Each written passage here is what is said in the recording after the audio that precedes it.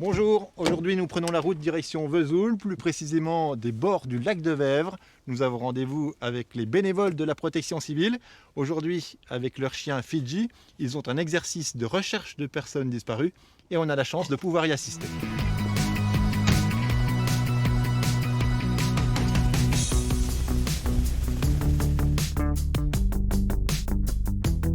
Donc là on est sur une recherche à la demande de la police nationale, une jeune fille d'une vingtaine d'années qui a été vue la dernière fois ici. Il n'y a ni argent ni téléphone portable, donc il n'y a pas de géolocalisation possible. Est-ce qu'on a un objet personnel? C'est un vêtement qu'elle a porté, C'est ce qu'elle met pour porté dormir cette nuit. Oui. Ok, Oui, oui. pas de souci. Messieurs, dames, bonjour. Bonjour. Nathalie, je présume, c'est Oui, facile de la tout à reconnaître fait. avec le chien. Oui. Merci de nous accueillir ici à la base Je vous en nautique prie. de Vèvre pour cet exercice. Oui. Alors, en quoi ça va consister? Alors, on simule une disparition de personnes et on va mettre en œuvre un chien de recherche pour essayer de justement remonter le parcours de cette personne et la retrouver au plus vite. Dans quel contexte vous intervenez? Alors, on intervient sous réquisition de la police ou de la gendarmerie et lorsque la disparition est inquiétante.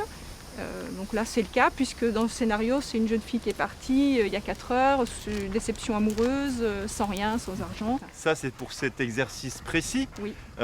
Dans la vraie vie, quand c'est pas un entraînement, c'est quoi? C'est des disparitions de personnes qui perdent la tête, c'est des effondrements, c'est des catastrophes naturelles, c'est quoi? Alors là on est vraiment en recherche de pistage. Donc le chien va rechercher la personne, va remonter son cheminement, son parcours à l'aide des odeurs qu'il va trouver. Et donc c'est vraiment de la piste. Ça peut être une personne âgée qui est partie d'une maison de retraite, ça peut être une personne un petit peu désorientée qui est partie de son domicile depuis un bon moment et donc les proches s'inquiètent. Ça peut être une jeune fille qui fait une fugue, c'est pas normal, la personne n'est pas revenue chez elle ou n'est pas revenue là où elle devait revenir et c'est inquiétant. Vous allez partir d'un endroit où est passée la personne, où vous en êtes sûr? Alors, ce qu'il nous faut, nous, effectivement, c'est un départ pour le chien. Donc la personne a été vue à cet endroit-là. Donc je vais lui faire sentir l'objet personnel et là on monte la piste.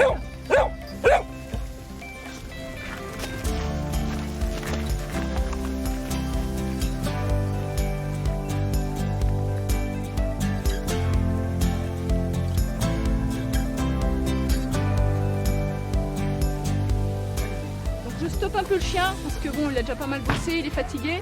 Je vais lui donner un petit peu à boire. Bon, ça permet un petit peu de le détendre avant de continuer sa piste. Petite question, cette pause, elle se passe ici, il y a un skatepark à côté, il y a plein d'enfants, il y a plein d'odeurs, il y a Muffin, il y a d'autres chiens. Comment fait le chien pour rester concentré sur sa propre odeur? C'est l'entraînement en fait. Toutes les semaines on fait ce type d'entraînement en ville, en campagne. Forcément à chaque fois on rencontre plein de personnes, on rencontre des chiens. En campagne vous avez du gibier et le chien à force il fait abstraction de son environnement pour se concentrer sur la recherche du traçage olfactif que laisse la personne disparue sur son parcours. Là il fait pas très chaud donc elle a bu, on va pouvoir la remettre en route assez rapidement.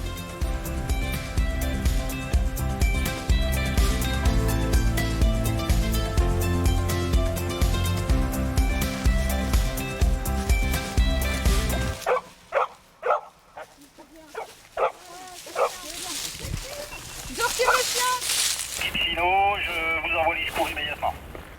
Ça c'est bien. Ouais. Bravo en tout cas à toute l'équipe de la protection civile de Haute-Saône. Un petit mot avec vous, ces chiens, ils font juste du pistage ou ça va au-delà? Non, alors tous nos chiens sont polyvalents, c'est-à-dire que Fidji, Ice-T et Popsy, bientôt, elle est formée à ça, sont polyvalents. Ils peuvent faire de la recherche de personnes disparues ou égarées par la technique du pistage, mais ils sont capables aussi de faire de la recherche de personnes ensevelies en décombre. Donc c'est qui est une autre technique, mais qui est complémentaire, je pense, pour une équipe telle que la nôtre. Peu de chiens sont capables de le faire. Merci pour toutes ces précisions. Nathalie, si on se baisse un petit peu vers nos animaux, je pense qu'on peut dire que la clé de la réussite, c'est quand même c'est l'amour qu'on leur donne. Oui. C'est vraiment une cohésion entre l'homme et l'animal qui fait qu'on peut parvenir à une telle entente au travail, une telle harmonie. Vous ne pouvez pas avoir de résultats positifs sans qu'il y ait beaucoup d'amour. Ça, L'amour, c'est la clé. Ah oui, c'est la clé.